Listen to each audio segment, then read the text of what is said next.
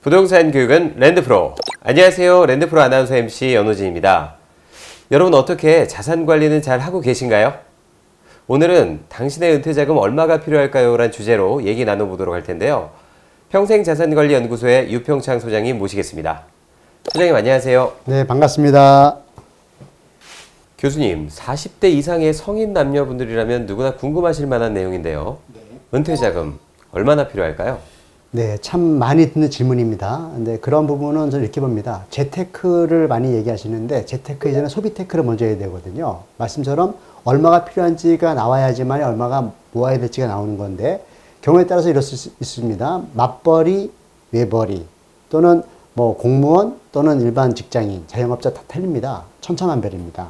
네, 그렇다면 사례에 따라서 조금씩 달라질 수가 있다는 말씀이신데 사례를 좀 예시로 들어서 설명 한번 부탁드리도록 하겠습니다. 네, 그렇습니다. 제가 재무 상담을 할 때 꼭 동원하는 프로그램인데 생애수지 프로그램입니다. 자, 이 생애수지 프로그램은 뭐냐 하면 평생 살아가면서 얼마가 필요한지를 현금 흐름으로 봅니다.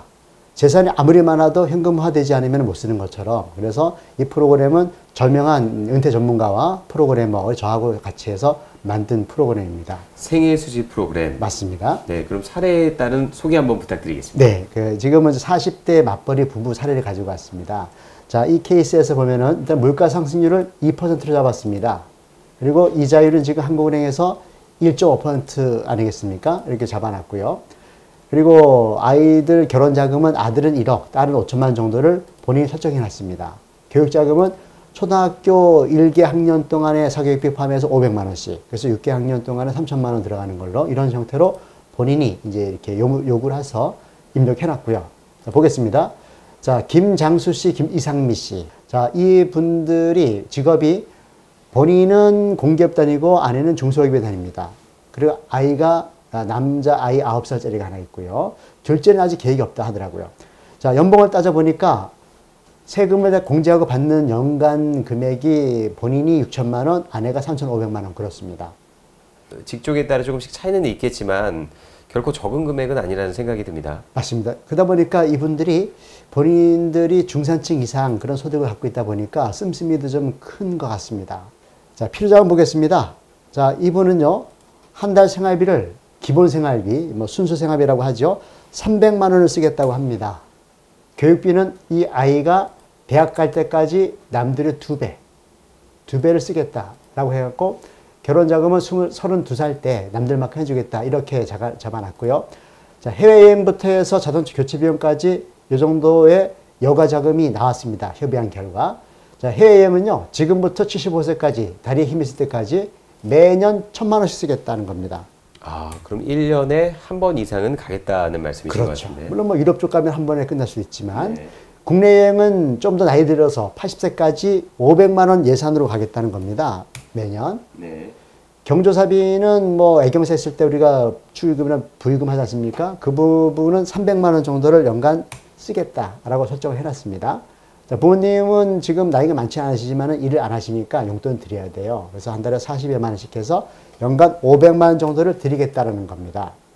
자, 그리고 나중에 아플 수 있잖아요. 그럼 아플 때는 얼마가 필요하느냐 여러 가지 따져봤을 때 1,000만 원 정도가 필요하다는 거죠. 물론 정기 검진까지 포함해서 대신 지금은 건강하니까 61세부터 아프겠다는 겁니다.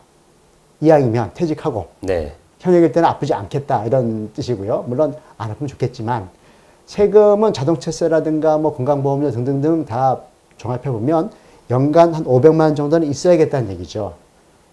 그리고 자녀지원자금은 앞서 말씀드린 것처럼 교육비 남들 2배로 해준다고 했고요. 결혼자금도 한 뭐 남들만큼 준다고 해요. 1억 정도. 별도로 1억을 떠주겠다는 겁니다. 여유가 있다고 보는 거죠. 심적으로.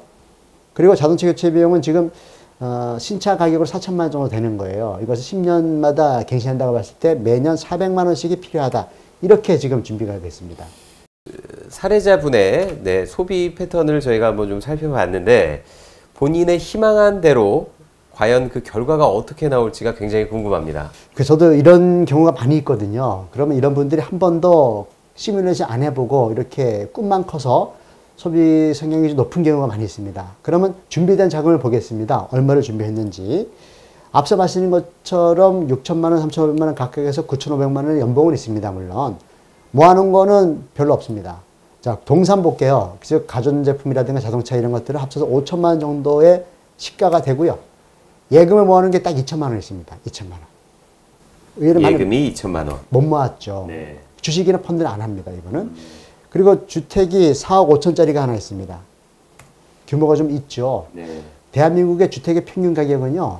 2018년도 기준으로 3억 정도 한다고 합니다. 그러니까 상당히 더 높은 비싼 주택을 좀 갖고 있다고 보면 되겠죠. 네. 사시는 곳은 경기도입니다. 그리고 연금 자산을 보게 되면 나이가 젊기 때문에 65세 이후부터 연금이 나오거든요. 대략 연봉 1,800 보면 되겠더라고요. 150씩이니까 월 1,800 보고 아내도 마찬가지입니다. 아내도 똑같은 직장인이니까 1,800만 원씩 둘이서 65세 이후에 받겠다라는 겁니다. 다른 금융상품 같은 경우는 없습니다. 지금. 그러면 준비자금 이 정도입니다. 지금. 네네. 그래프를 볼게요. 여기서 설명을 드리면 분홍 색깔은 필요자금이고 초록 색깔은 준비자금입니다. 필요자금이 더 위에 있죠. 여기가 0이고 위에가 플러스 5, 밑에가 마이너스 5 그렇거든요. 지금 네. 구간이. 그러면 노란색 그래프가 있는데 이거는 매년 적자일 경우에는 0 밑에 있다는 거고 흑자일 때는 0 위에 있는 겁니다. 뭔가 다 이렇게 좀 밑으로 다운된 모습들을 살펴볼 수가 있는데요. 더 많죠. 네. 그래서 이것을 한눈에 알아볼 수 있게 한 것이 청색선입니다. 자 보니까 운명화 시점에 18억 3천만 원 정도가 마이너스예요. 아, 그러면은 운명하는 순간에 18억 이상의 어떤 빚을 지고 운명하게 된다는 얘기신 건가요? 이렇게 끔찍한 일이 생기는 거예요. 그래서 이렇게 제가 의견을 드렸죠. 자, 재설계를 해봤습니다. 재설계. 자, 지금 재설계 완에 와 있거든요. 완, 투가 있는데 완에 보니까 필요자금을 좀 줄이는 방식입니다. 완에서는. 아까 입력했던 가져와 보겠습니다. 쫙 들어왔습니다. 자, 우선 생활비부터 손을 대겠습니다.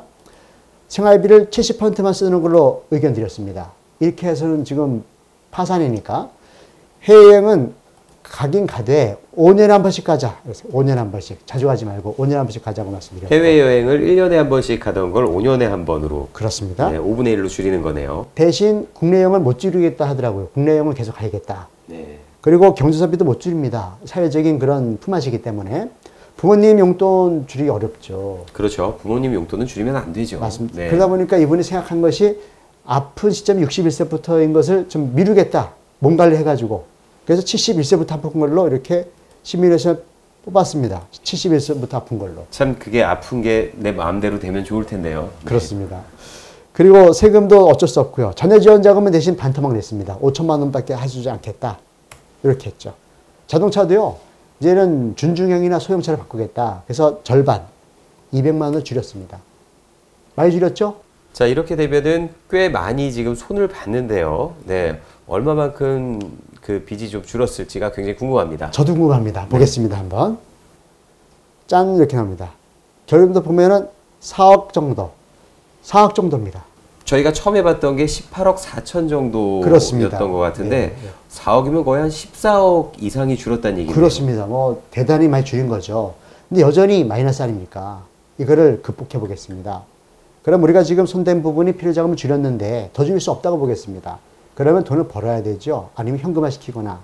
그래서 추가 자금을 받습니다. 자, 우리 MC님 보실 때는 대한민국 남성들이 몇 살까지 일을 손에 안 놓고 하고 있을까요? 글쎄요, 요즘에는 한갑 넘으신 분들도 굉장히 좀 정정하게 일하시는 걸 좀 많이 봐서 그런지 한갑 이상까지는 일을 하시지 않을까요? 예, 통계를 보면은요, 75세랍니다. 아, 75세.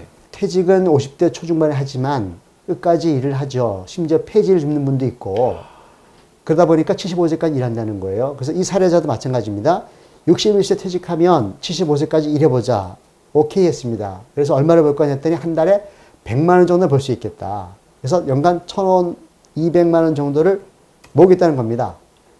거의 한 15년간. 그렇습니다. 그리고 아내도 마찬가지예요. 아내도 일 좀 하겠다. 대신 남편의 반 정도. 그리고 연봉 600만 원 정도를 추구하겠다는 거죠. 연단입니다. 이거는. 네. 월 50만 원을 아내는. 요것만 가지고 봤습니다. 다시. 그래프를 이렇게 보니까 이렇게 됩니다.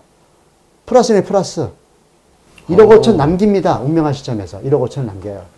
그 61세에서 75세까지의 노동이 아무래도 빚을 탕감하는 데 굉장히 중요한 요인이 되는군요. 절대적입니다. 네, 절대적입니다. 자, 이렇게 해서 그럼 지금 아까 적자에서 흑자로 돌아서게 됐어요. 그렇습니다. 네. 그런데 아쉬운 점이 있어요. 보시는 것처럼 마이너스 구간 있죠? 47세부터 53세까지가 마이너스예요. 이것도 좀 눈에 거슬리더라고요. 그래서 이거를 극복해보자 해서 이렇게 했습니다. 자, 이분이 이제 부동산을 가지고 계시는데 부동산이 이렇게 아주 알토란 같이 쓸 수 있는 비상자금이거든요. 아무래도 제 생각에는 버는 건 한계가 있고요. 씀씀이를 줄이는 것 또한 굉장히 또 제한적이라고 생각이 됩니다. 그렇다면 우리가 믿을 수 있는 건 그렇습니다. 역시 부동산입니다. 네. 부동산. 네. 자, 부동산을 3억 원으로 줄이고 줄일 수 있는 것도 그동안 벌어놨으니까 주는 거예요. 그러면 1억 5천이 올라가겠죠, 금융으로.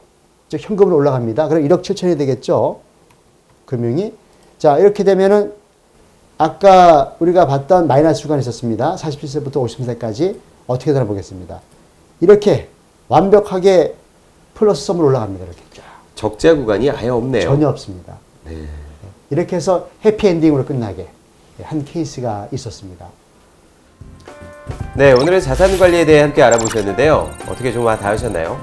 앞으로도 계속해서 실질적인 사례로 여러분들과 함께 하겠습니다. 여러분, 배우고 투자하면 실패하지 않습니다. 저희는 다음 시간에 다시 인사드리겠습니다. 감사합니다.